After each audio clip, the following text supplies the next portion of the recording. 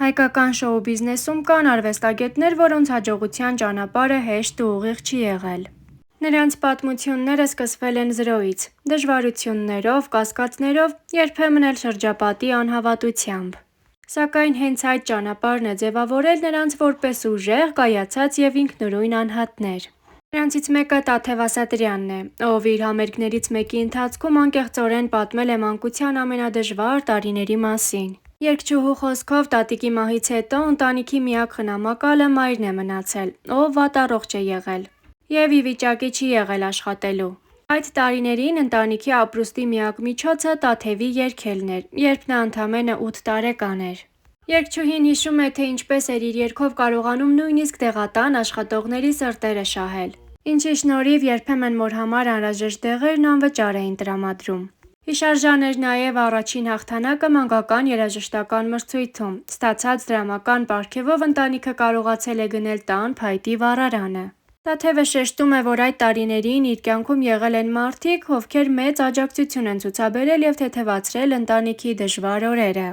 Այս շարքում է նաև Ալլա Լևոնյանն, ով իր ճանապարհը կերտել է բացառապես սեփական ուժերով։ Ես ինքս եմ կերտել իմ ճանապարհը։ Ես իմ ձգտումներին հասնող մարդ եմ, բախտավոր մարդ եմ, հաջողակ մարդ եմ ինչ-որ տեղ, որ շատ դժվարությունների միջով անցնելիս ճանապարհին ինձ հանդիպել են լավ մարդիկ, անկեղծորեն խոստովանել է երգչուհին։ Նա պատմել է, որ Երևան գալուց հետո իրեն չեն ընդունել, նույնիսկ ծաղրել են այն փաստը, որ գյուղից է եկել։ Սակայն ամեն բեմ բարձրանալուց հետո հենց նրանք, ովքեր ժամանակին ծիծաղել էին, հոտնկայս ծափահարել էին այդ գյուղի աղջկան, գնահատելով նրա տաղանդն ու համառությունը։ Ալլան ապացուցել է, որ աշխատանքը և համառությունը կարող են հաղթահարել ցանկացած դժվարություն։ Այս շարքում չենք կարող չհիշել Անահիտ Կիրակոսյանին, ով իր ուղին սկսել է Վանաձորից տեղափոխվելով Երևան և հենվելով բացառապես սեփական տաղանդի ու աշխատասիրության վրա։ Չնայած այն հանգամանքին, որ ընտանիքում, մասնավորապես հոր կողմից, սկզբնական շրջանում եղել է դիմադրություն արտիստական ուղի ընտրելու հարցում, Անահիտը չի հրաժարվել իր նպատակից։ Ժամանակի ընթացքում նա կարողացել է համոզել նաև հորը, վստահեցնելով, որ իր ընտրությունը գիտակցված է և լուրջ։ Երևան տեղափոխվելով Անահիտը սկսել է գրեթե զրոյից, փոքր քայլերով, սեփական տաղանդի, աշխատասիրության և համառության շնորհիվ հասնելով առաջին հաջողություններին։ Այսօր նա հանդիսանում է այն արտիստներից մեկը, ով իր օրինակով ցույց է տալիս, որ սեփական ճանապարհը հնարավոր է կերտել նույնիսկ երբ շրջապատում բոլորը չեն հավատում քո երազանքին։ Ցավալի է, սակայն պետք է նշենք, որ Անահիտ Կիրակոսյանի հաջողությունը մնաց միայն աշխատանքային գործունեության մեջ, քանի որ ընտանիքում նա ձախողել է։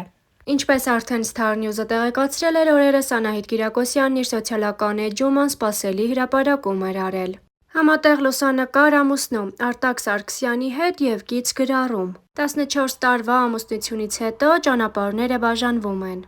Մենք դադարում ենք լինել ամուսիններ, բայց շարունակում ենք մնալ 4 հրաշալի զավակների ծնողներ։ Հրաշք թոռնիկների տատիկ և պապիկ։ Հրապարակումը միանգամից գրավեց հանրության ուշադրությունը։ Այժմ էլ Անահիտը նոր հրապարակում է արել հոլովակի տեսքով, որն առաջարկում ենք դիտել առանց մեկնաբանության։ Մարդիկ լինում են անհասկացող,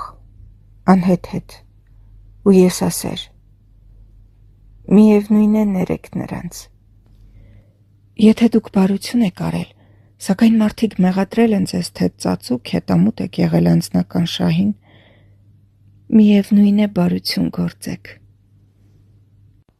Եթե դուք հաջողության եք հասել, ապա կարող են հայտնվել բազմաթիվ թվացյալ ընկերներ և իսկական թշնամիներ։ Միևնույն է, հասեք հաջողության։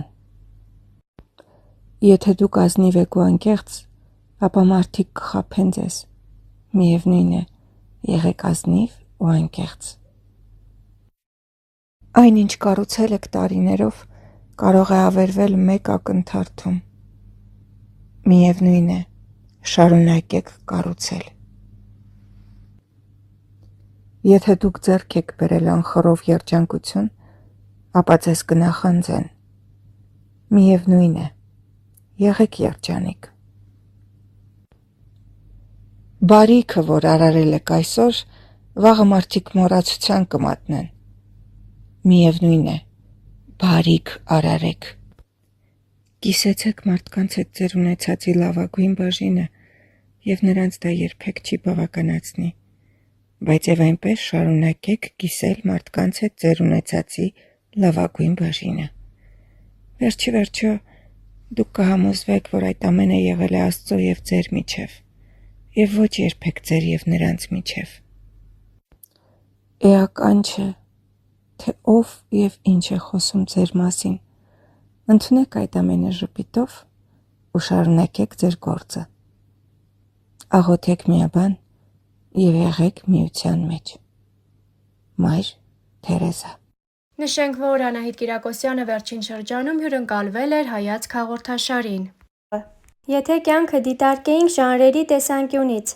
ինչ ժանրերի մեջ է ապրել մանկության ժամանակ դերասանուհին եւ հիմա։ Եթե ֆիլմ լիներ Անահիտ Կիրակոսյանի կյանքը, ինչ վերնագիր կունենար այն։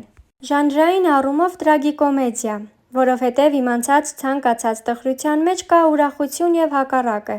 Միշտ ինձ ասում են, որ չեն հասկանում ուրախ մարդ եմ թախծոտ աչքերով, թե տխուր մարդ ուրախություն պարգևող։ Ֆիլմի մասին շատ եմ մտածել։ Անգամ մտածել եմ, եթե գրի առնեմ, կյանքս հետաքրքիր ֆիլմ կլինի, բայց թե ինչպես այն կկոչեմ, աննորմալը։ Անահիտ, ան եւ նորմալը, որպես նորմալ։ Կարծես ես միշտ նորմալ եմ, բայց ամեն ինչ ինձ մոտ նորմայից դուրս է։ Մայրական հայացք, երեխաներն ու Անահիտը հեշտ է ձևավորել ընկերություն երեխաների հետ։ Ես ընդհանրապես երեխաներիս չեմ դաստիարակում։ Ես շատ սիրում եմ իմ երեխաներին եւ անսահման սեր եմ տալիս։ Նույնիսկ հիմա, երբ դպրոցական է դարձել փոքրս, մհերս։ Շատ շարժուն երեխա է եւ դժվար է հավաքել, նստել, դաս անենք եւ այլն։ Ամեն բան փորձում եմ անել սիրով եւ խաղի միջոցով։ Երբ զգում եմ հոգնել է, ասում եմ հանգստացիր, որովհետև ինձ համար շատ կարևոր է այն մտերմությունը, որը մեր մեջ կա։ Չեմ ուզում ինչ-ինչ բաների պատճառով ուղղակի լինել ծնողի դիրքում։ Այդ դիրքից տալ ուղղություններ եւ ասել սա ճիշտ է, սա սխալ է։ Ես թույլ եմ տալիս երեխան հասկանա, բայց կողքից ասում եմ ինձ համար օրինակ այսպես է, դու ինչ ես կարծում կամ ոնց կանեիր։ Եթե հիմա չսովորենք, բա վաղը ոնց կպատասխանենք։ Բա որ չպատասխանենք համոտ չի ու այսպես։